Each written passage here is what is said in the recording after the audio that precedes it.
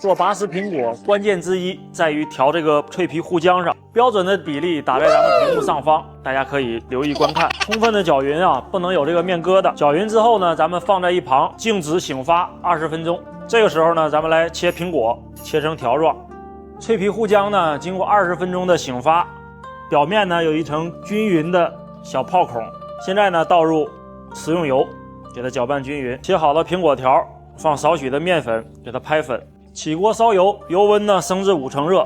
咱们把切好的苹果条挂匀糊浆，依次的将苹果条挂糊下入油锅，油温始终保持5成热，全部炸至定型酥脆，咱捞出来。待油温呢升至6成热，咱们来复炸一次。这个时候呢，咱们也开始熬制糖浆。另起锅呢，锅里放少许的油，润锅，放入1勺的白糖。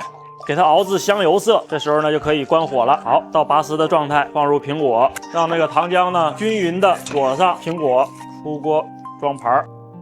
关注我们，明天见。